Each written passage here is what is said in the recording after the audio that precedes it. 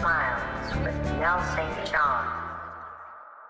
This is the Midnight Smiles, and my name is Mel St. John, and it's the show that I did previously in the desert of Joshua Tree, and now I'm here back in my hometown of Portland, Oregon, and I'm very happy to bring back this first episode, kind of the resurrection of the Midnight Smiles, with my very special guest, Allison Green, who is the lead singer of an amazing band called the Black Doors. And why don't you just go ahead and tell me a little bit how the Black Doors got started? Sure, yeah. So my buddy, Topher, Christopher Wahlberg, we met about 10 years ago, and lots of mutual friends, and just had a ton in common, lots of bands that we loved, and instantly kind of realized we should make music together, and kind of dabbled for the first few years, working on different projects. I helped a little bit with his project, Dead Teeth, and I ended up the week that he was supposed to go into the studio, I threw out my back and I wasn't able to go and do it, and I was really bummed about it, but our good friend Krista ended up going in and taking my place, and they ended up doing some great stuff.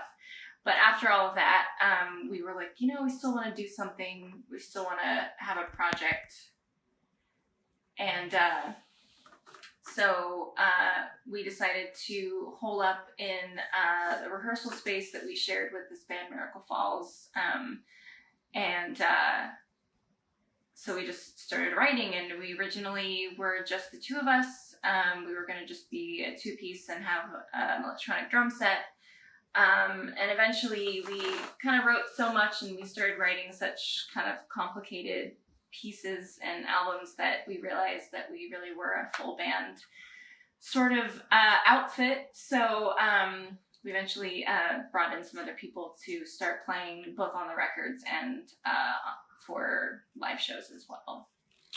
And how long would you say the Black Doors as a creative project has been in existence at this point now? I think it's been about 8 years. About 8 years? Yeah, okay. Since we first started writing our very first song, yeah. And one thing that I'm dying to know that I wanted to ask, just because I saw a hashtag, and I had my different sort of occult views on it, but I saw a hashtag that just said "Enter the Black Door." I think it's "Open the Black Doors." Open the Black Doors. Yeah, that's it. And I just wanted to ask you, what does the Black Doors mean to you? Is it anything in particular? Are there specific Black Doors, or is the Black Doors more of a symbol for something? Or I'll let you explain.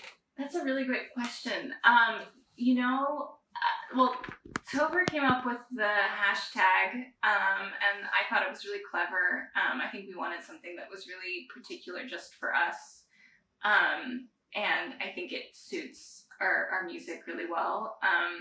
The actual band name, it's funny, I had a bunch of potential band names on a list, and they were from Sylvia Plath poems and from just different little ideas that I had from over the years. And I don't actually remember what the Black Doors was from, but I was reading a ton and lots of poetry and things like that. And so I'm sure it was from something along those lines.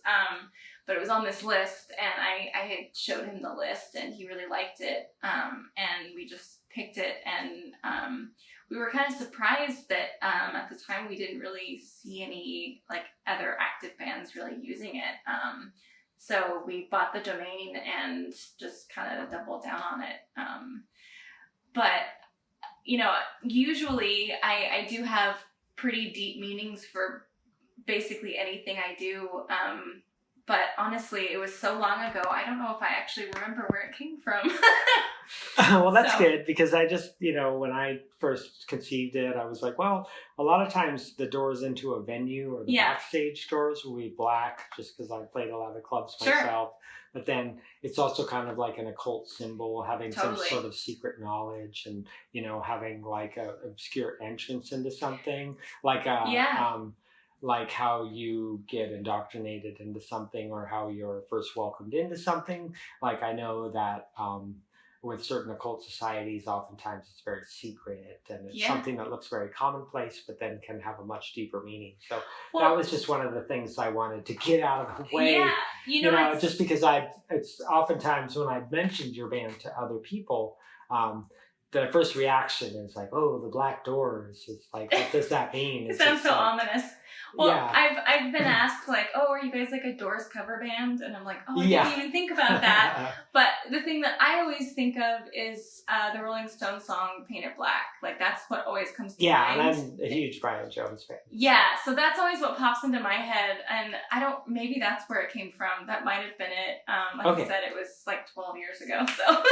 Well, I'm sure as the success of the band continues, like that just will be a question that probably would come up in the minds of other people. Yeah, so absolutely. I thought I would at least start with them because those are the Doors, and I just like, it's just funny because when I went searching for information on the band, I also found out that it was a little bit obscure as well. There wasn't a direct route into it. There wasn't like a huge, elaborate web page, with all these like links, like you see with certain, like it made it more mysterious because it was kept a little bit obscure. And I like, even if that wasn't the implied message, that's what I decided that it meant, is that I was like, well, it's like a Black Doors is like, you could almost miss doors that are black. Sure, walk right past them. It's one of these things that only the gifted or the indoctrinated actually would recognize. Yeah, I love that. So, yeah. Me being a big practitioner of the occult, and I was actually in a weird youth group for the Masons when I was like way too young to even know what that meant and stuff, and my mother, when she was working on cases on the weekends, would just let me run wild in Powell's books, and I would found the Rose Room with all the weird occult books. Oh, and, yeah. I had read most of Aleister Crowley's books before I was 14 years old. Totally. And there's just so much archaic symbolism in there that I just, Yeah, but, absolutely. It's also kind of nice to know that it's not anything specific. It's not like a pair of doors on like 4th and Washington or something. That's like, It's actually maybe one of the few times you'll ask me a question that it's not something super specific.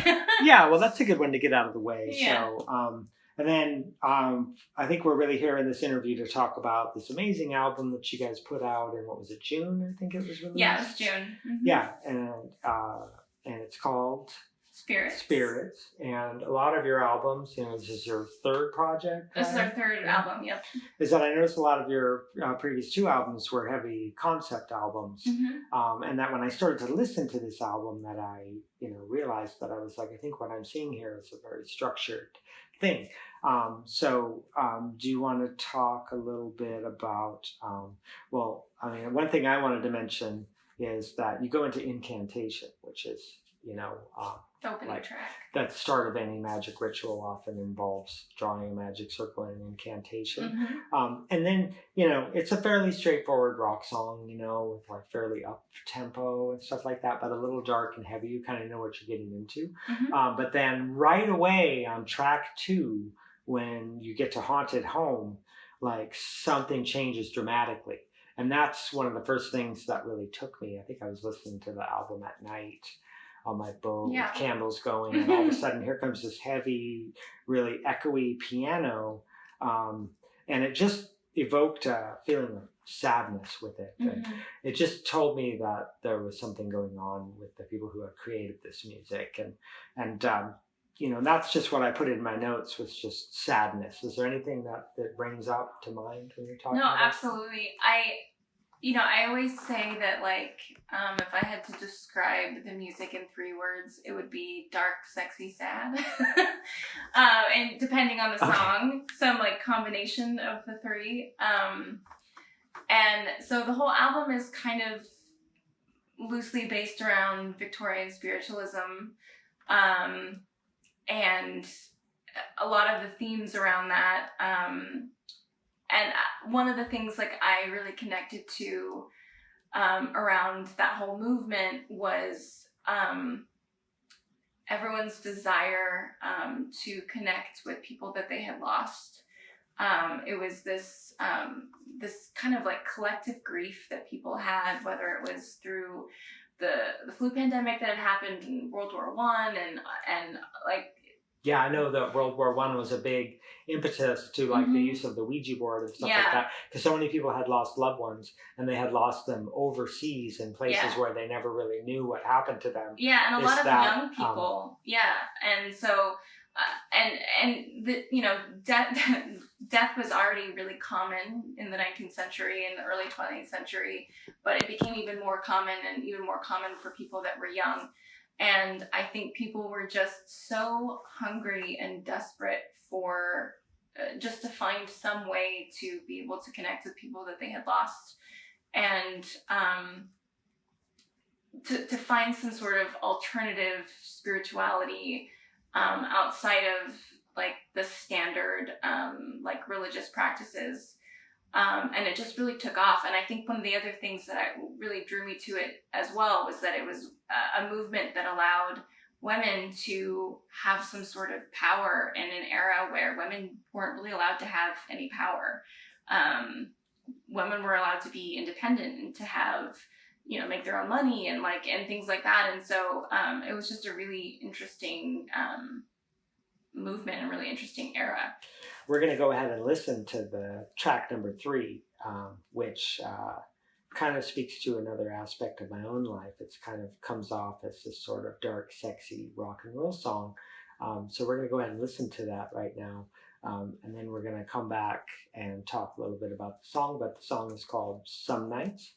And it's track number 3 on Spirits by the Black Doors. And we're going to go ahead and listen to that. And then I'm going to come back and I'm going to ask a couple questions about that. A lot of my questions have to do with the lyrics, and you write most of the lyrics, right? I know it's a collaboration. Yeah, I actually write all of the lyrics from the last 2 records. Controlled and faded breath. Air escapes the fragile lungs.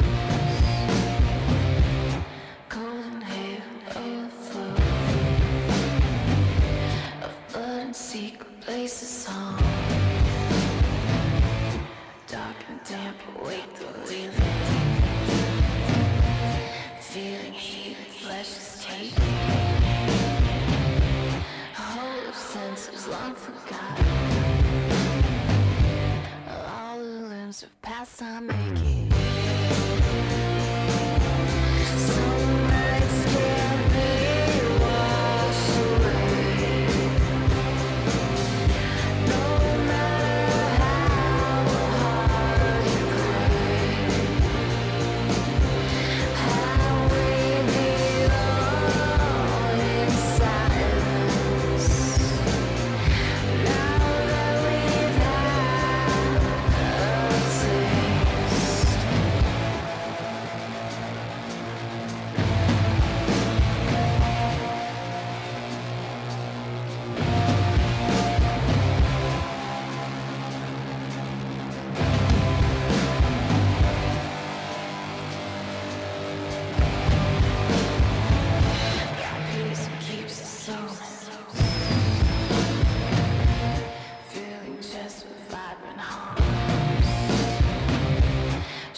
Sounds await death's coming. Screaming out past summer suns. Dead undead, the ghost is spinning. Footsteps falling hollow ground. Always rising to pay tribute. Pouring fevered fervent vows.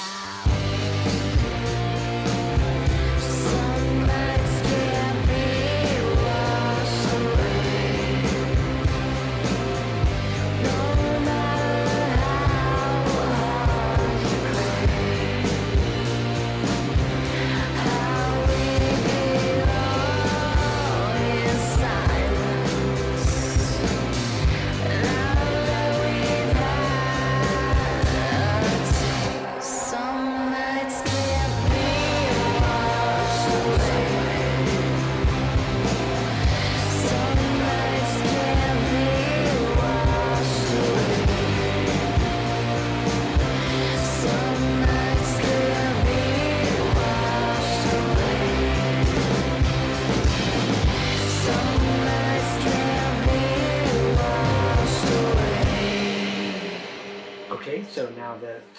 had an introduction to this, and it's one of the first tracks that really comes off as this kind of heavy, rising sound, rock sound, and it's kind of dark and sexy.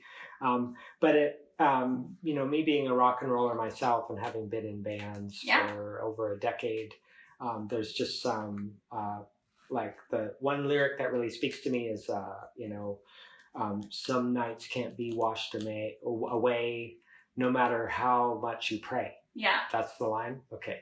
And I just thought that was like, oh yeah, there are some nights that we have out there where even the next day when you're taking a shower and things like that, it's just, that something is going to stick with you. Is there a particular night or series of nights, or when you wrote this where it's just funny to go a little bit deeper into this, because another little teaser here for all you Black Doors fans is that they have another album coming out before the end of the year. Yeah. Which is, I guess, pretty ready to go. So I wanted to make sure that I gave this album, which I think is great, just a lot of full attention. So, but I'll let you take it from there. No, and I'm really happy. This album is my baby. It's been my kind of, like my blood, sweat, and tears. I definitely put everything into it, and I think it'll be a while until I feel this strongly about an album again. Not that I don't feel strongly about the other ones, but this one was definitely a little more than some of the other ones have been so far. But so to answer your question, I do tend to have some kind of like vaguely religious references a lot in some of my songs.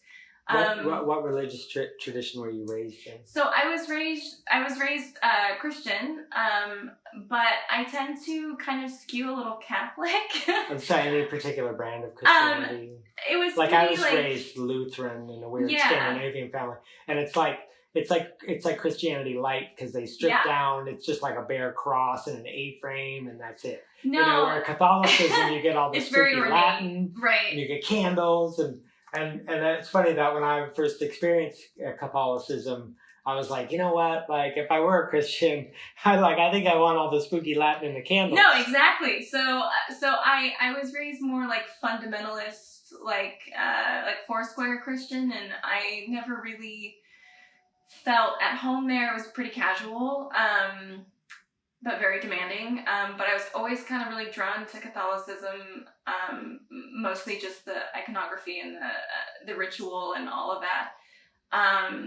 And there's something about it that just, the negative stuff aside, there's something about it that sticks with me. And I've had a few partners that have been Catholic and people that have also been equally fascinated with just all the rituals and stuff. I had someone I dated who gave me the Catholic Book of the Dead, which was super fascinating.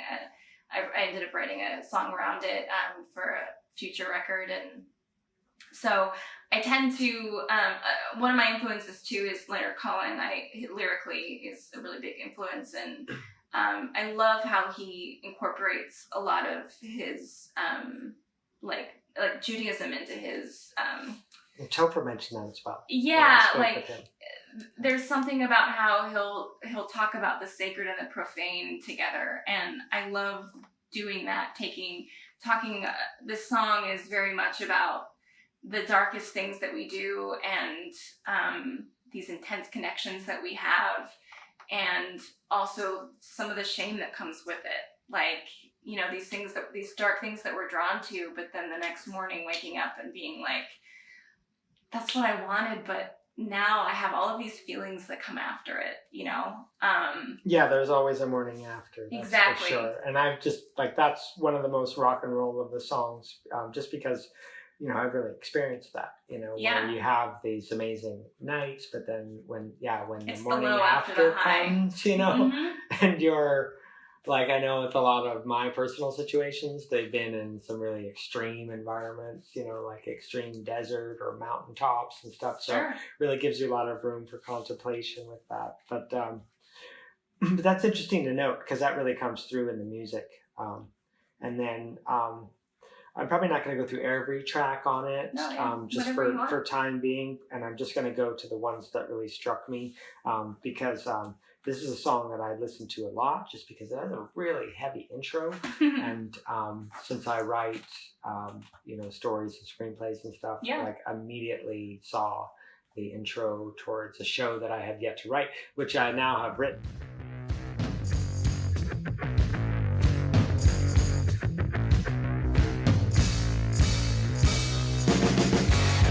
Sun goes down, you'll find me there, making love to shadows, seeking light inside of you, following the fractions, till the lines break bones. Haven't left this room, it's lonely, I'm not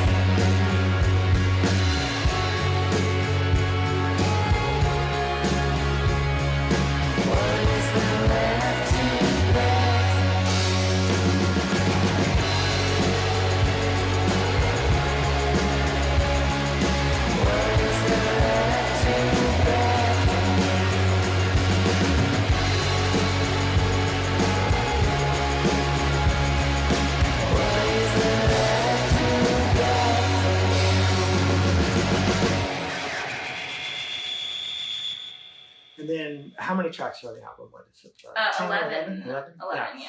And then we'll probably go through about 8 or 9 of them at Sure. this point, just because I wanted to really address some of the lyrical stuff that I was curious about. And interestingly, most of the lyric stuff, I mean, we addressed a few of the things, but most of them come in the later part of the album. So.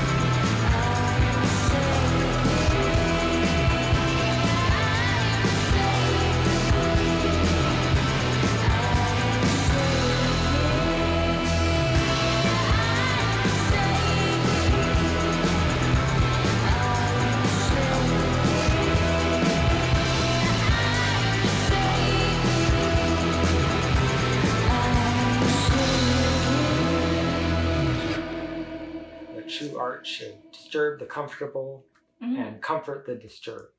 And I wanted to focus on the last part, like what part of the album do you think would comfort the disturbed? Well, I'll say this too, all of the love stuff aside, I think a lot of people would find comfort in like some of the more religious aspects. I think anyone who has religious trauma probably would connect with some of that stuff. And also, like, I do sing a lot about like some mental health struggles as well. Like I do get really dark. All of my depression. Like, I don't want to push you too far, but do you want to elaborate about any of that? Definitely. I think it's important for people to know because it allows them to relate more to you as an artist. Absolutely. Even before that, I had really gotten to know you well, which I'm quite impressed. You're an awesome person. But even before I got to know you well, I was like, wow, this person has been through a lot.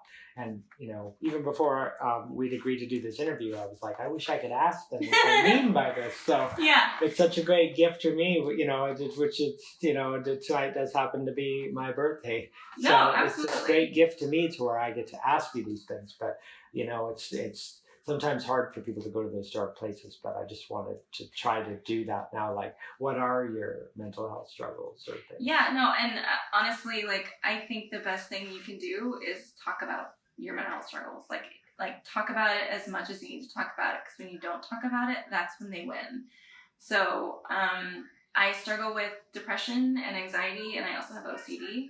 So I definitely, all of that stuff comes out in my music. I have one song on our last album, our previous album, Deviance. I think it's on Anatomy, called Head. And it really describes all of it, about feeling like you can't leave the room, about feeling like you're stuck in your body, feeling like you're stuck in your bed, like all of that, all of those feelings, feeling like you're isolated. So one of the biggest compliments that I can get and that I have gotten so far is when people come up to me and talk to me and they say that something in the songs, something in the music has made them feel better or has made them feel seen, because for me, that's what I look for in music. Yeah, I would definitely agree too. Yeah. And I also like the fact that you could get heavy and rock and be sexy and do all those things that we see as like a rock icon would do. But then I feel like you're not afraid to be vulnerable. And you're not afraid to show those things, because, then that, it just builds a lot of affection towards, your fans that are going through stuff like that. Is that, because like maybe it's because of our Instagram culture and people always wanting to show this best side of themselves. But that when people stop showing their dark side, it doesn't give anything for your fans to relate to when they go through those things. If anything, they get more negative on themselves. Like, oh, why am I not always in a bikini on a yacht in Ibiza or something like that?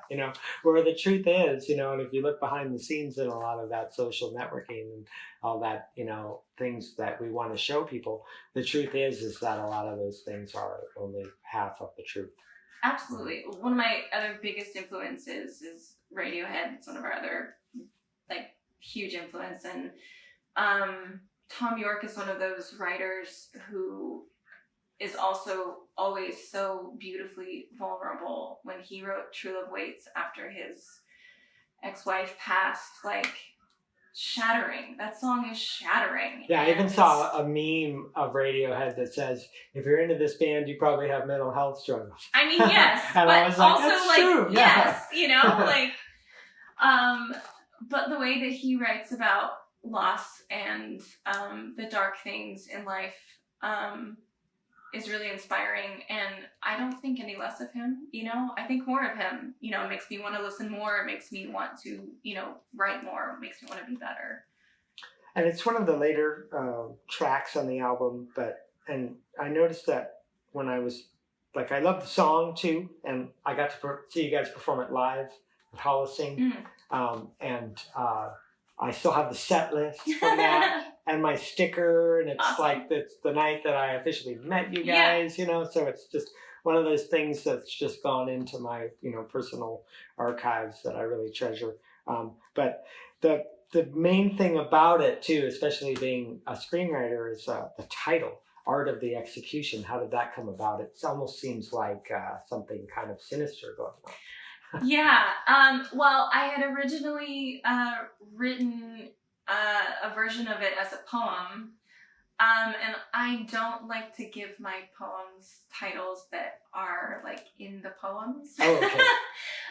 So I've always been a big writer, poems, short stories, stuff like that. And it kind of just came to me, and there was something about the idea of, like, I just had this visual of someone being executed, of like someone being at a guillotine. But I really liked the idea of there being some sort of art to it, of there being some sort of beauty to it.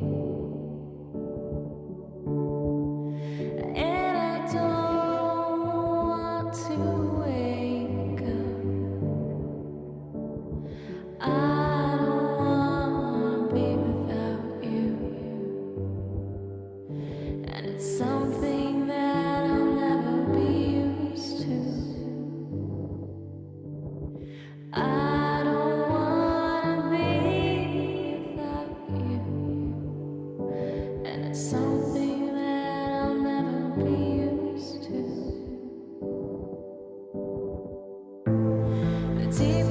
of sadness that I have acquired. The clawing parts that you've admired.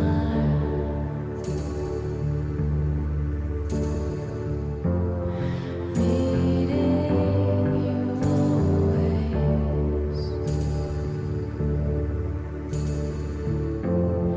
Never satisfied.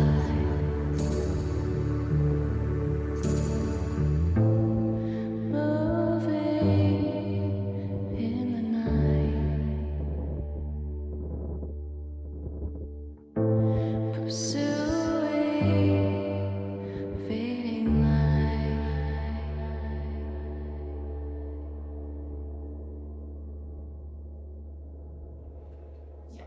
But so, if there's any fans out there that are not familiar with the Black Doors or this album, like, you know how there's always like a little blurb, you know, like when you're looking at your, you know, shows, there's always a little, you know, like 10, 12 word description. Like if you had to describe it for an album catalog, how would you describe Spirits? If I had to describe Spirits, oh, a 10-word blurb of Spirits. I know that's a tough one. That's what interviewers do, to try to frame things that we can basically put into a capsule. I mean, I would say... But art is often not times containable in that way, so... A dark exploration of lost love and...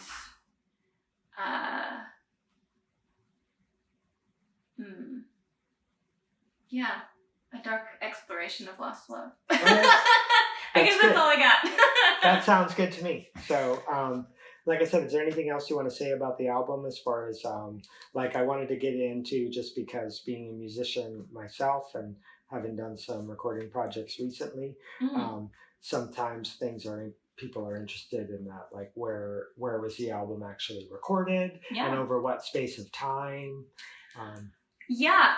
So we did our previous 2 records at Revolver, and then this record, we were like, once we started recording, it was kind of peak pandemic, and so we were trying to figure out a way to do it cheaply and without having to be in a studio as much as possible. And so we actually did basically all of it from home. Our drummer recorded all of his parts from his home. We did all the guitars and the bass from Toph's home studio. And the only thing we did actually in a professional studio were the vocals, which was it was a first for us. We usually do, like 4 or 5 day stints, like in a professional studio. So it was a very new way for us to do it. But just because of how things have been the last few years, that's just kind of how it happened. But we actually started writing the record, I think back in like 2017 or something was the very first song. Oh, really? Wow. Yeah. We started writing Haunted Home the day of the eclipse. Oh, yeah. Yeah. It's funny because a lot of my friends from California came up to Oregon. Oh, did they? For the eclipse parties and stuff. So I was hearing all about it. And yeah. I was like, Oregon, I've been there. So, yeah, it was. But that's interesting because it seems like something that you didn't really rush this project. Yeah, well, and we tend to just we're always writing even if we have other stuff going on. And so we hadn't even finished our other records yet. But, so we did that song and then we kind of let it sit and then we just kind of kept writing little by little and then eventually fleshed out our demos in 2020 at this gorgeous little A-frame up in rhododendron in 2020. Oh, cool. It was stained glass windows. It was great. So we went and did that and then kind of finalized everything from there. So it was a very interesting, non-traditional kind of path. And then another kind of logistical thing about the band, like how did the other members, because I know it's like you and Topher are the main creative forces, but how did the other 2 guitar players, the keyboard player, the drummer, how did they first come into the band and how did you first meet and stuff like that? Yeah, so, Brian, our drummer, has been around since pretty much the very beginning. He was our studio drummer for all of our albums. He's always been our live drummer. Yeah, I always thought he would be an intense... It's the one member of the band, actually there's a few members that I haven't talk to personally, but I always thought he would be kind of an intense dude. So kind. One of the kindest people you'll ever meet. But he plays with the orchestra. He's a doctorate in music. So smart. But he's been with us since the beginning. And then once we started playing shows after kind of venues started opening up again, we just kind of started asking our friends. Topher likes to play bass when we do shows, and so we just started asking our friends. So our friend Tobias, we were like, we asked if he wanted to do rhythm. Our friend Chris to do lead, and then we didn't have keys until a few months ago, and then Tobias's girlfriend Rhea started playing keys for us. Well, and I noticed too on Spirits that keys are such a big part of the mood too. Yes. That it must have been important to add that person too, so you could keep that going. Yeah. So both Topher and I play keys. I grew up playing classical piano, and he's played keys in various projects and How stuff. old were you when you first started to play the piano? 7. Really? Yeah, Oh, wow. little. So a little Allison? Yeah, I used to do piano recitals. I know my big sister and my mom, they both play piano, and my mom still has a piano in her house. And one year I gave her this book of Christian songs, and it was just a weird, obscure old book that I had found in an antique store, and it was written by a Dutchman, but I had never seen these songs before. And it's literally something that cost me $1, but then my mom literally went and learned every song in that book. Oh, she wow. said that she'd never been able to find those songs anywhere else. So, oh, wow. But then, yeah, just, and it's funny that my big sister has a little bit of a temper. And I remember that she would always start playing, and then she would make a mistake, and there'd be this big, there'd be this big crash on the keys and stuff like that. And I noticed that with other siblings of mine is that they would get so frustrated when they would make a mistake, but then I noticed that they didn't often stick with it. So maybe that's one of the things about being a musician, where it's the tenacity to be okay with making mistakes. Yeah. And still continuing on. It's like when you're playing a live show and you make a mistake, 90% of the time the audience will not catch it. Totally. They'll still think it's an amazing show. You just gotta roll with it. And you end up being going. that person babbling about, we missed the bridge change on this song, but then, but it just shows that the energy is right. Right. That the audience will still feel it. Totally. Even if it's not technically super accurate. Yeah. But it's just one of those things I notice is kind of like a nice firewall for musicians. It's the ability to make mistakes and not be like, no, I need to start over. Yeah. Have you ever gone to an open mic or something and someone screws up and you're they're like, I'm hold going to on, start hold on. over. Yeah. And you're like, I don't know if that's the best idea. But Yeah, you just gotta keep rolling. The Stooges show we just did, I accidentally kicked, our last song for I Want to Be Your Dog, I kicked Chris's pedal off of his board and just connected his guitar, and without, he didn't even blink. Too, right? Yeah, he just leaned down, plugged it back in, and just kept playing, total pro. I was like, all right, later on, I was like, I'm so sorry, but. We were at the after party at the Halloween party that Zia McCabe had, and we were hanging out at Zia's house, and at one point he was talking to this really nice girl that he was with, and I didn't know, she asked him something about me, and he was like, I love Nell. And I was like, I love you too. And it was just one of these things to where, I just felt really blessed that I'm able to discover your music at a point to when I'm able to actually get to know you all as people. Yeah, absolutely, me too. It's been one of these bands that's really touched me to where, and I even told other people, I was like, I felt like I had seen some of the Portland music scene, but then I felt like I had finally found the Portland music scene that I really related to and that I really wanted to be a part of. No, I love that. That means so much, because I definitely relate. Sometimes it takes a minute to find what you're really looking for, what you really connect to. So anyways, keep doing the good work. And this is the Midnight Smiles, and I'm your host, Nell St. John, and we are signing off.